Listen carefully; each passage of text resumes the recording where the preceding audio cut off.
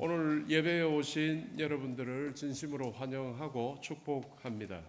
또한 이번 등의 사정으로 영상으로 함께하는 우리 성도님들께도 같은 은혜가 임하기를 소망합니다. 여러분들, 오늘은 참 특별한 주일입니다. 한 해를 마감하면서 하나님께 감사하는데 우리 성도들 같이 모여서 함께 감사하는 추수감사주일입니다. 단순히 한 해에 어떤 수학의 기념의 자리라기보다 하나님께서 우리를 여기까지 인도해 주신 은혜와 보호, 그리고 풍성한 열매가 함께 어울려서 감사하는 자리입니다. 들판의 곡식이 잘 익은 것처럼 우리 삶의 모든 순간에도 하나님의 은혜가 연걸어서 추수의 계절을 맞이하게 된 줄 믿습니다. 오늘 본문으로 사용된 시편 124편은 다윗이 지은 시입니다. 감사시라고 합니다.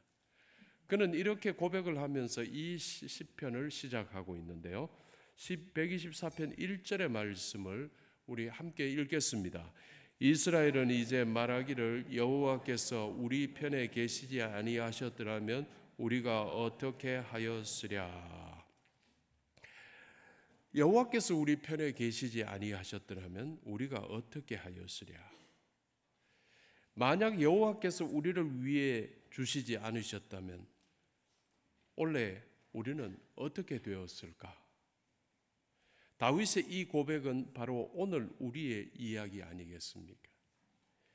만약 하나님께서 올 한 해 우리를 위해 주시지 않으셨다면 우리는 오늘의 풍성한 열매를 거둘 수도, 어쩌면 이 자리에 있을 수도 없었을 것입니다. 분명 그랬을 겁니다. 본문의 시인 다윗은 이어서 고백합니다. 여호와께서 우리 편에 계시지 않으셨더라면 우리는 분명히 이렇게 되었을 것이다 를 고백합니다. 그의 고백을 보면 3절에서 5절인데요. 우리 스크린 보면서 윗부분을 함께 읽겠습니다. 그때에 그들의 노여움이 우리에게 맹렬하여 우리를 산채로 삼켰을 것이며 그때에 물이 우리를 휩쓸며 시내가 우리 영혼을 삼켰을 것이며 그때에 넘치는 물이 우리 영혼을 삼켰을 것이라. 우리가 보통 쓰는 성경을 개정개역판이라고 합니다. 그런데 지금 우리 교계에는 새 한글 성경이라는 새 버전들이 새로 나오게 되었는데 이번 게 참 잘 되었습니다. 그래서 지금 열심히 교회들의 배포 사업 중에 있죠. 오늘 방금 읽었던, 여러분들이 읽으셨던 그 부분을 새 한글 성경은 이렇게 되어 있는데 제가 한번 읽겠습니다. 그랬더라면 그들이 우리를 산채로 집어 삼켰겠지요. 우리를 향한 분노로 불타올라서. 그랬더라면 물이 우리를 휩쓸어 갔겠지요. 강물이 우리 목 위로 흘러 넘쳤겠지요. 치솟는 물이 우리 목 위로 흘러 넘쳤겠지요. 라고 표현합니다. 그래서 지금 개정개역판에서는 그 때에를 반복을 하고 새 한글 성경에서는 그랬더라면을 반복하고 있습니다. 그래서 연합으로 해서 정말 그때에 정말 그랬더라면 이스라엘의 운명은 끝났을 것이라는 고백입니다. 이미 없을 것이다. 성도님들도 아시겠지만은 본문의 시인 다윗은 그의 전생에 걸쳐서 환난을 당하는데 환난이 그의 전생에 폭풍같이 휘몰아쳤습니다. 한 환난이 끝나고 나면은 잠깐 평안하다가 또 환난을 당합니다. 왜? 바닥이 그렇게 좋지 않은 집안에서 자라던 다윗이라는 인물이 한 나라의 왕까지 올라갔기 때문입니다. 폭풍 같은 환난이 그의 생애에 끊이지를 않았습니다. 대적의 칼날은 늘 다윗을 위협해왔고 전쟁의 공포는 늘 일상이었습니다. 그리고 사람들의 정치적인 배신은 늘 있어서 아파했습니다. 이 환난이라는 것은 얌전하다 해도 힘든 단어인데 이 환난이 어떠했냐면 폭풍같이 거대하게 그에게 몰아쳤습니다. 그리고 아주 복합적으로 총체적으로 그의 인생을 완전히 몰아붙였습니다. 이렇듯 환난 가운데서 흘러간 그의 인생이었습니다. 그러나 그는 이 한 가지 사실은 끝까지 확신하고 붙듭니다. 그래서 결국 그는 승리했습니다. 결국 그를 승리하게 된 그의 확신이 무엇이었던가? 그것은 바로 그 어떤 순간에도, 평안의 순간도 그랬고 극한 환난의 순간에도 그랬고, 하나님께서 다윗 자기를 한 번도 떠나신 적이 없었다는 사실, 이걸 확신한 것이었어요.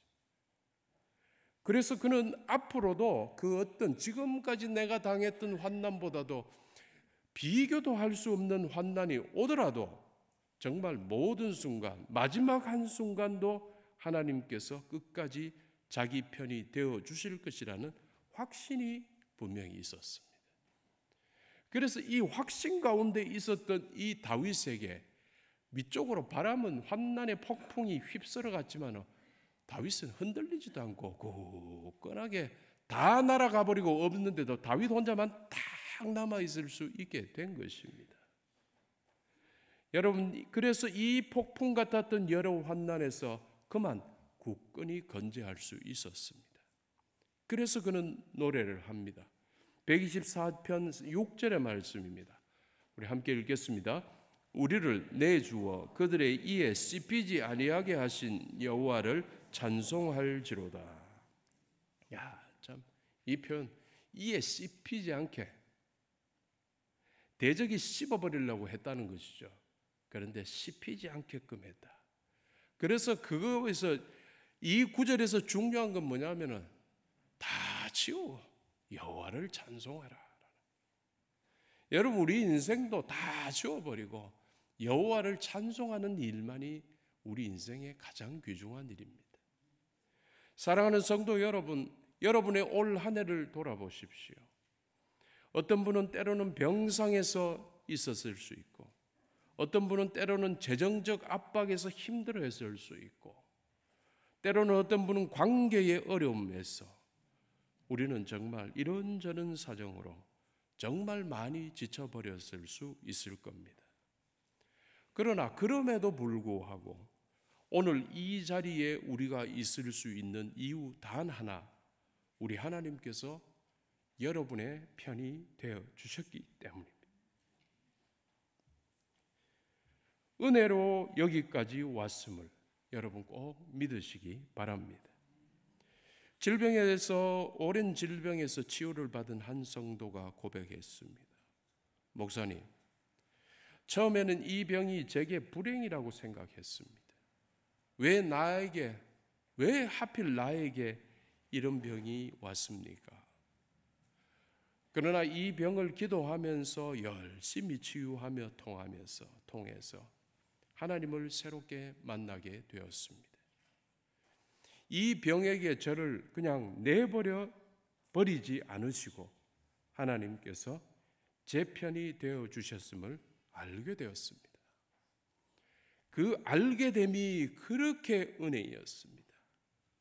성도의 깊은 깨달음에 듣는 목사는 눈물이 났습니다. 이렇게 하나님께서 내 편이 되어 주셨음을 깨닫는 순간 드러나는 고백이 바로 우리의 감사입니다. 이는 형편이 좋아서 드리는 감사를 초월하는 겁니다. 하나님께서 우리 편이 되어 주셨기에 오늘 우리는 풍성한 열매, 오늘 앞에 아름답게 전시가 되었죠. 이 풍성한 열매와 함께 하나님 앞에 설 수 있게 되었습니다. 지나온 세월은 꼭 광야 같을 수 있지만, 그러나 지금은 감사하게도 추수하게 되었습니다. 이 은혜의 결과, 이 감사의 법칙을 여러분 꼭 믿으시기 바랍니다. 시인 다윗은 이어서 말합니다. 124편 7절의 말씀입니다. 함께 읽겠습니다. 우리의 영혼이 사냥꾼의 올무에서 벗어난 새같이 되었나니 올무가 끊어짐으로 우리가 벗어났도다. 성도님들, 정말 우리 하나님께서 다 하셨습니다. 우리를 묶고 있던 죄의 올무를 당신의 손으로 끊어주셨고, 우리를 괴롭히던 두려움의 올무를 당신의 손으로 끊어주셨고요, 우리를 헤어나오지 못하게 했던 절망의 올무를 당신의 손으로 직접 친히 끊어주셨습니다. 우리 스스로는 할 수 없었지만 하나님 아버지께서 우리를 자유하게 하셨습니다. 이 자유는 감사의 풍성함을 마음껏 누릴 수 있게 하는 자유입니다. 하나님께 주신 이 자유를 감사하며 마음껏 누리시기를 주님의 이름으로 축원합니다. 그런데 시편은 참 많은 시들이 있지요. 이 시들 속에는 이러한 시각이 정말 자주 등장하고 있습니다. 역시 다윗의 시 중 하나인데요, 시편 4편 1절에는 이런 표현이 있습니다. 곤란 중에 나를 너그럽게 하셨사오니 라는 표현입니다. 히브리어 표현으로 바차를 히르카베타리라고 쓰는데, 이 바차르라는 말은 좁은 해협 속에 있을 때라는 말입니다.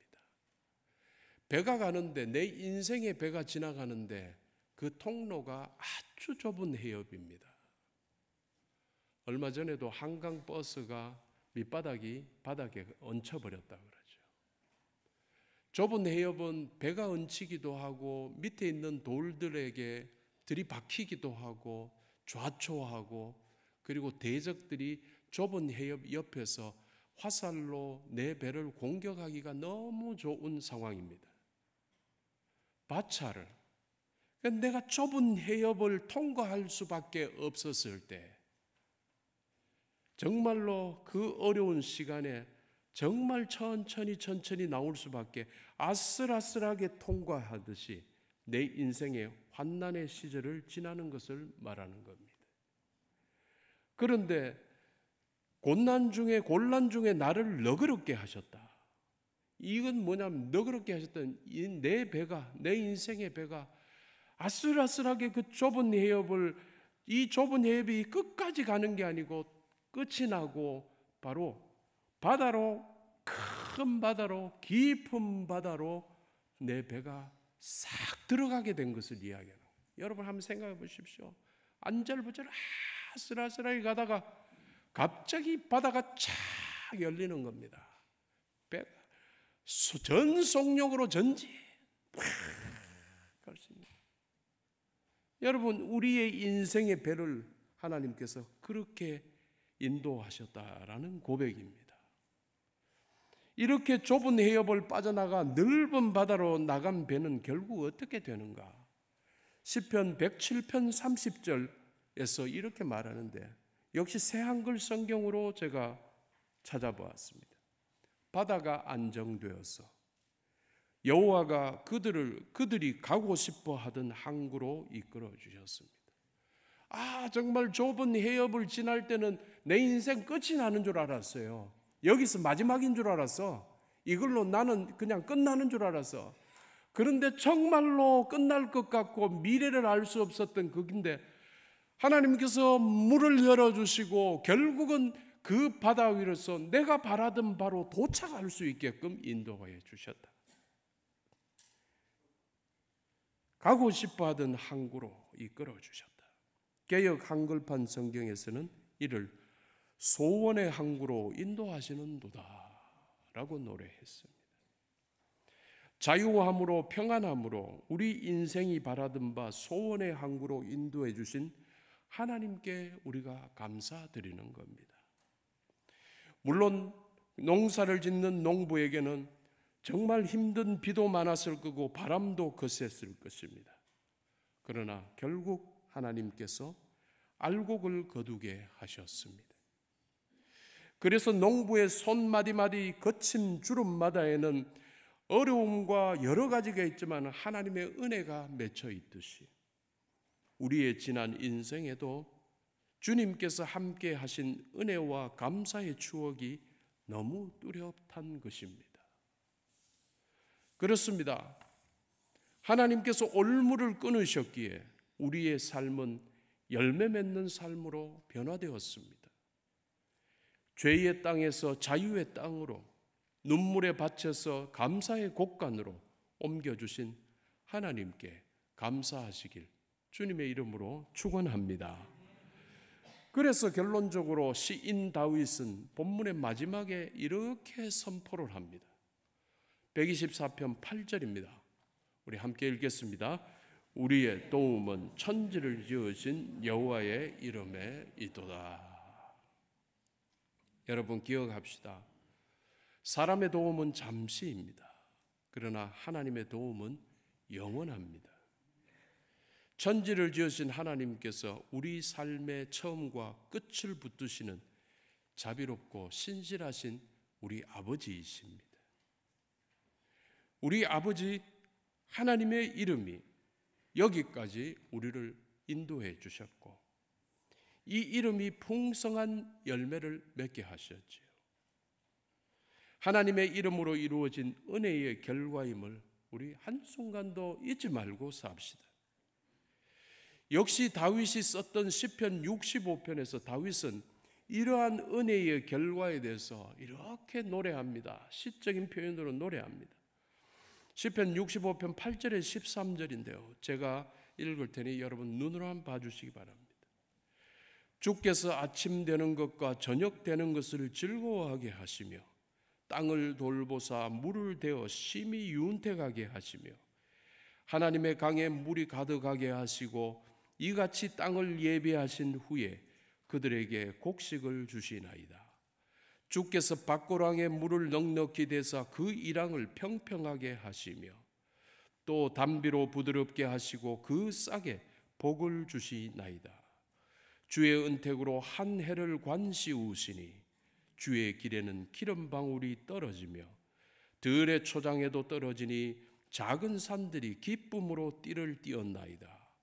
초장은 양떼로 옷 입었고 골짜기는 곡식으로 덮였으며 그들이 다 즐거이 외치고 또 노래하나이다.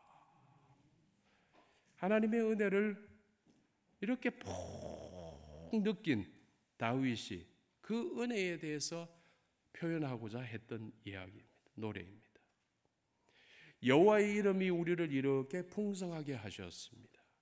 그러므로 여러분, 우리의 소망은 오직 여호와의 이름에 있음을 여러분 믿으시기 바랍니다. 그래서 또 다가올 한 해, 내년뿐이겠습니까? 다가올 모든 해에 우리가 이 땅에서 살아있는 그 모든 끝까지 여호와의 이름이 있는 곳마다 감사와 결실이 이어질 줄을 또한 믿으시기 바랍니다. 결론을 맺습니다. 사랑하는 성도 여러분, 오늘 이 추수감사주일에 우리는 고백합니다. 여호와께서 우리 편에 계시지 아니하셨더라면 우리는 이 자리에 설 수도 열매를 거둘 수도 없었습니다. 그러나 여호와 하나님, 우리 하나님께서, 우리 아버지께서 우리 편이 되어 주셨습니다. 그래서 여러분께 다시 한번 당부드립니다. 지나온 은혜를 기억하며 늘 감사하며 사시기 바랍니다. 또한 다가올 해를 믿음으로 맞이하시며 역시 승리하시기 바랍니다.